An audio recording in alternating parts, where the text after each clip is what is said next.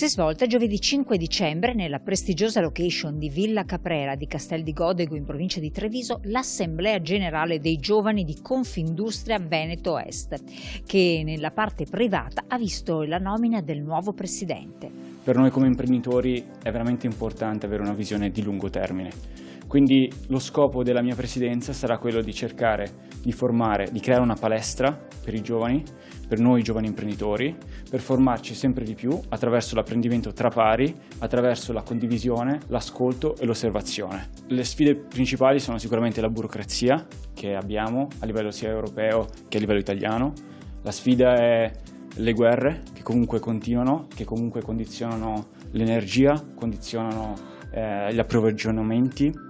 Poi c'è stata la parte pubblica dal titolo emblematico Prospettive, l'arte di scegliere, dove si sono succedute figure e interventi di spicco del panorama territoriale. Difficile e impegnativo il periodo storico che le aziende si trovano ad attraversare. È importante perché in qualche modo noi ci poniamo come una voce innovativa. È vero anche che questa voce, soprattutto dopo questa fusione importante che abbiamo fatto, è sempre più ascoltata, e quando riusciamo a mischiare le voci innovative con le voci che in qualche modo hanno più esperienza, io penso che il risultato possa essere meraviglioso.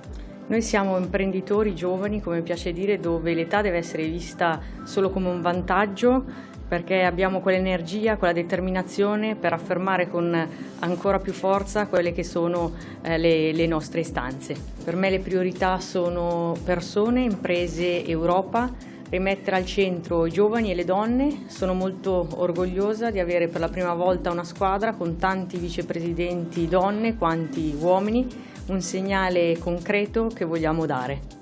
È necessario saper affrontare i continui e veloci cambiamenti, cercando di anticipare le scelte ove queste possono essere strategiche per la crescita delle imprese sul territorio. Noi facciamo del nostro, cerchiamo di essere vicino alle imprese, cercare di fornire a loro servizi innovativi che possano metterle nella condizione di essere in grado di cavalcare un mercato che è molto difficile e che cambia in modo repentino, senza capacità di poterlo neanche prevedere.